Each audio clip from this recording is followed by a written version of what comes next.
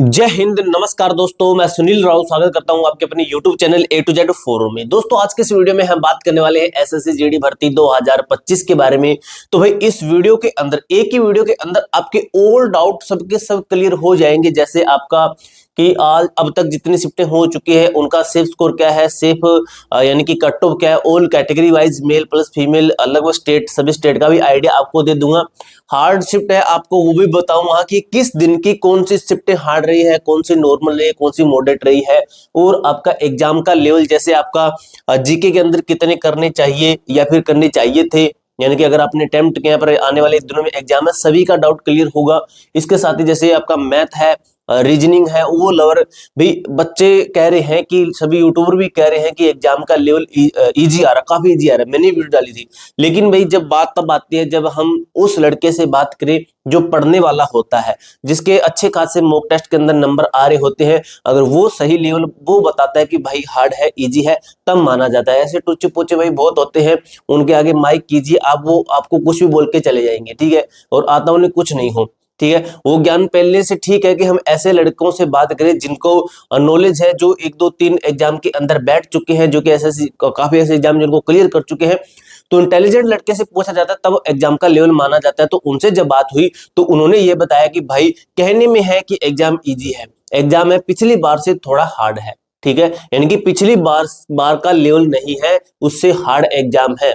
अब दोस्तों 100% मैं क्लियर हूं, क्योंकि मैंने जिन लड़कों से बात की थी वो पढ़ने वाले लड़के ही हैं, उनका एग्जाम आपका कल हो चुका, ठीक है। तो इस हिसाब से दोस्तों एग्जाम सॉरी, एग्जाम का लेवल है वो कि आपका हार्ड है, ठीक है, यानी कि पिछली बार से हार्ड है, उतना हार्ड नहीं है जैसे सीजीएल एमटीएस वगैरह के आते हैं, यानी कि पिछली बार जितना इजी बता रहे थे ना उतना इजी नहीं है, उससे हार्ड है, ठीक है। तो अब ऑल ओवर ये चीजें हैं। अब दोस्तों आपको मैं सभी शिफ्टें, अब तक जितनी शिफ्टें हो चुके हैं, टोटल 24 शिफ्टें आपकी कंप्लीट हो चुकी है आज के दिन तक, ठीक है। तो उन शिफ्टों के आधार पे आपको मैं एक अच्छे तरीके से वीडियो के एंड तक बनी रहिए भाई, आपको वीडियो के अंदर एक एक चीज स्टेप क्लियर समझ में आएगा। ये मत देखना कि पीछे व्हाइट बोर्ड टांग रखा है, तो भाई ये चीजें मत देखिए, ठीक है। क्योंकि जो मेरे जेन्युइन सब्सक्राइबर है भाई, उन सभी को पता है कि जो भी मैं अपडेट देता हूँ वो एकदम रियल और ऑथेंटिक होती है, किसी बेस के ऊपर ही मैं आपको चीजें देता हूँ, ठीक है। तो अब बात कर लेते हैं दोस्तों, सबसे पहले ऑल शिफ्टें कौन सी आपकी वो शिफ्टें हैं उनको मैं लिख लेता हूं, फिर उनके नीचे लिखूंगा, क्योंकि एक दिन के अंदर 3 शिफ्ट है, तो कौन सी शिफ्ट हार्ड रही है उसके ऊपर सबसे पहले हम बात कर लेते हैं। इसके साथ ये पॉइंट मैं आपको जरूर बताऊंगा कि हार्ड शिफ्ट है उसको नॉर्मलाइजेशन कितनी जा सकती है, पिछली बार की कितनी गई थी, ठीक है। ये चीजें हम सब कुछ अच्छे तरीके से क्लियर करेंगे, ठीक है। तो सबसे पहले यहाँ पे शिफ्टें लिख देता हूं मैं आपकी।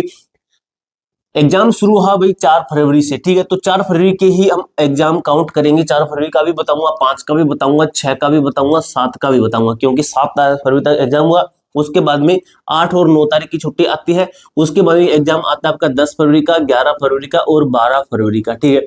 अब 13 फरवरी का दोस्तों आपका लगभग 1 2 शिफ्टिंग कंप्लीट हो चुकी है, तो इनका मैं बता दूंगा, ठीक है। अब दोस्तों जो ये जो पहला दिन था, ठीक है, पहला दिन था, जो पहले दिन एग्जाम हुआ था ना, ये भाई अपने आप में हार्ड ही होता है, क्योंकि बच्चे एकदम से बैठते हैं, बाकी के एनालिसिस देख लेते हैं, कहीं ना कहीं से देख लेते हैं, अपने फ्रेंड से बात कर लेते हैं। तो पहले दिन की आप मान लीजिए, जो मैं रेड में लिख रहा हूं ना, ये हार्ड शिफ्ट है। पहले दिन की फर्स्ट शिफ्ट मान लीजिए, पहले दिन की फर्स्ट लिख देता हूं, सेकंड और फर्स्ट शिफ्ट हार्ड रही है, ठीक है।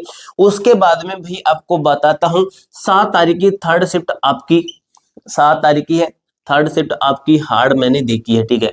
अब दोस्तों उसके बाद में आपका है 11 तारीख की आपकी कौन सी है, फर्स्ट है, फर्स्ट है और आपकी सेकंड है, ये हार्ड रही है, ठीक है। उसके बाद में देख लीजिए 12 तारीख की आपकी सेकंड शिफ्ट हार्ड है और 13 तारीख की भी सेकंड शिफ्ट हार्ड होगी, क्योंकि दोस्तों अभी तक लगभग जितने मैंने एग्जाम देखे हैं तो इनके अंदर सेकंड शिफ्ट है ना, ये फर्स्ट और थर्ड से हार्ड ही है।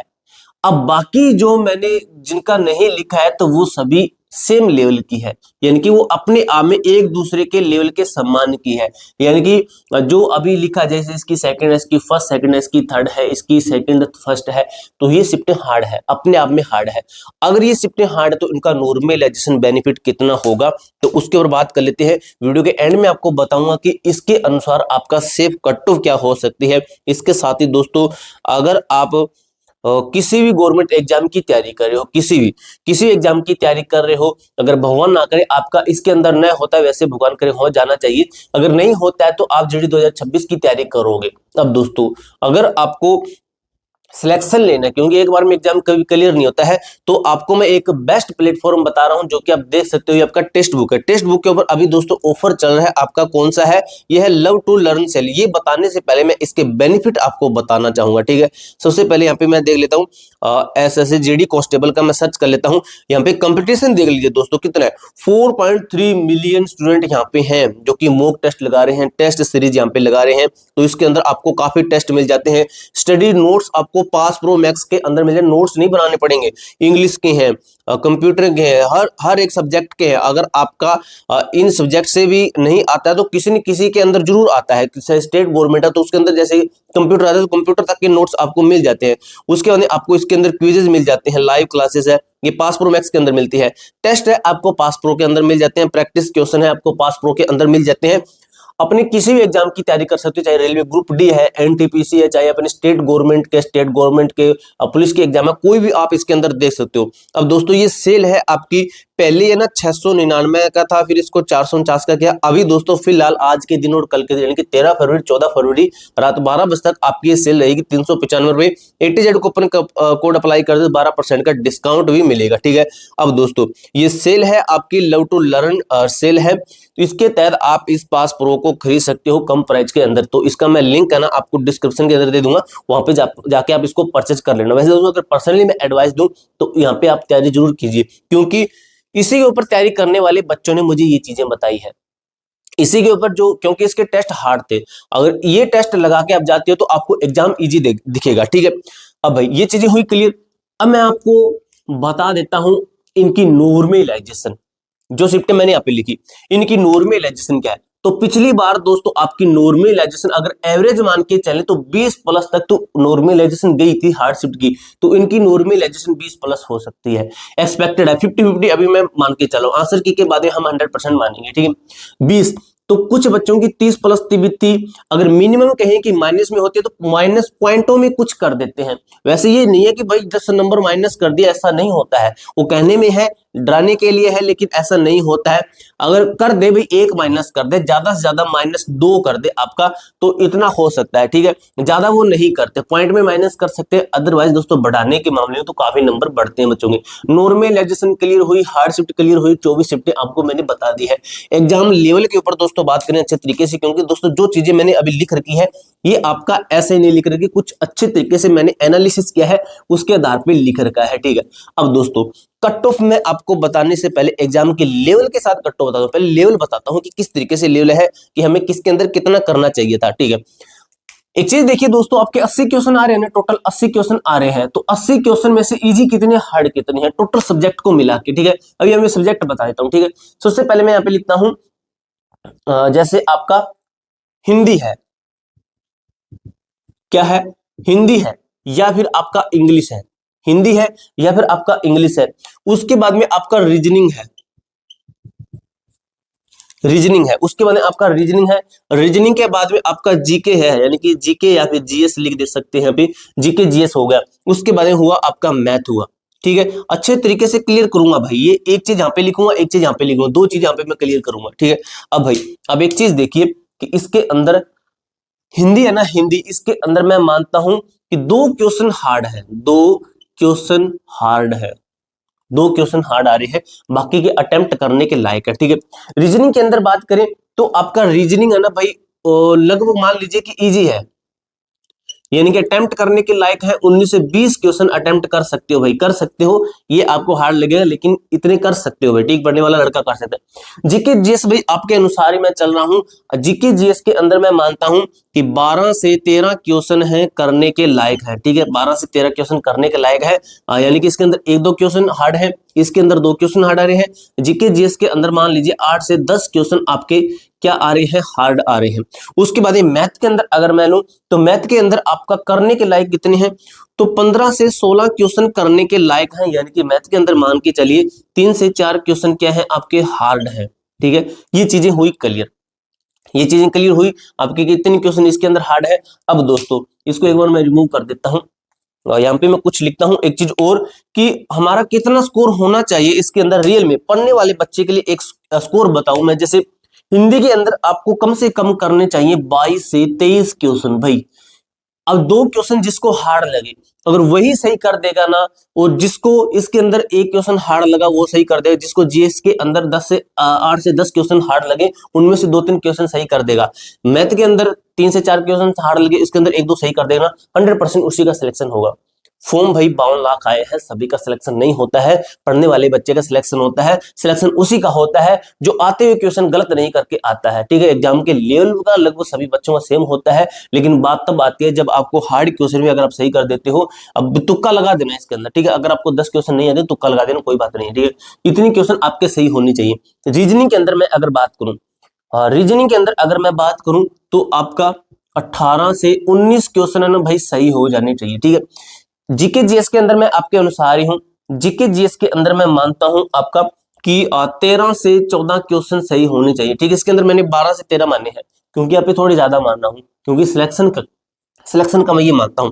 मैथ के अंदर बात करें, मैथ के अंदर आपका अगर 16 से 17 सही कर देते हो तो वेल एंड डन, बहुत अच्छा है। अगर मैं इन सभी को काउंट करूं तो ये आपका बनता है लगभग 73 से 73 क्वेश्चन बनते हैं, यानी कि लगभग 69 से 73 क्वेश्चन बनते हैं, ठीक है। तो ये दोस्तों आपका सेफ स्कोर है कहीं ना कहीं, ठीक है।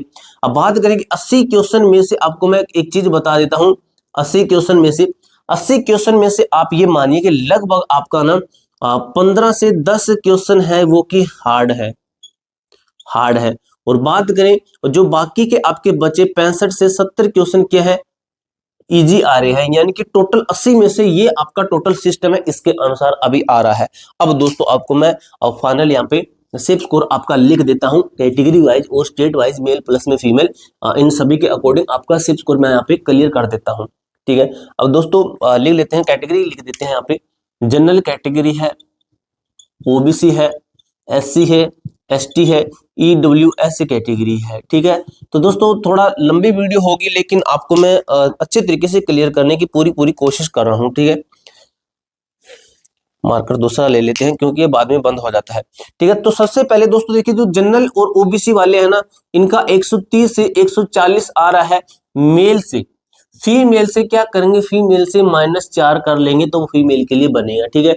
और ये उन स्टेट के लिए जैसे हरियाणा, राजस्थान, यूपी, बिहार स्टेट के लिए है। अगर आप इन स्टेट के अलावा किसी अदर स्टेट से हैं तो वो -6 से 8 माइनस कर लेना, ठीक है। अदर स्टेट वाले जो कि मैंने आपको बताया Haryana, Rajasthan, UP, Bihar, Haryana, Rajasthan, UP, Bihar, Delhi, MP, उनके लिए ये है।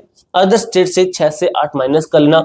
उसके अलावा जो स्टेट बच्चे हैं कि जिस यहाँ पे हिंदी नहीं बोली जाती है, वो क्या करेंगे, वो 10-12 कम कर लेना, ठीक है। ईडब्ल्यूएस के अंदर भी मैं मानता हूं 130 से 140 आउट ऑफ 160 में से आपको बता रहा हूं भाई ये मैं, ठीक है। एससी एसटी का मैं मानता हूं कि 120 से 130 प्लस तक है, और ये आपका विदाउट नॉर्मलाइजेशन के है भाई। खुद का आपका इतना होना चाहिए, नेगेटिव मार्किंग लगा के आपका रा स्कोर इतना बनना चाहिए। किसके ऊपर डिपेंड है, ये आपके रा स्कोर के ऊपर है, ठीक है। तो ये पूरा दोस्तों एनालिसिस मैंने जरूरी समझा आपके साथ में शेयर करना, एक एक चीज मैंने आपको अच्छे तरीके से क्लियर की है स्टेप बाय स्टेप, ठीक है। तो ये पूरी जानकारी दोस्तों आपको कैसे लगी कमेंट बॉक्स में जरूर बताइएगा। मिलते हैं दोस्तों नेक्स्ट वीडियो के अंदर, तब तक के लिए जय हिंद, जय भारत।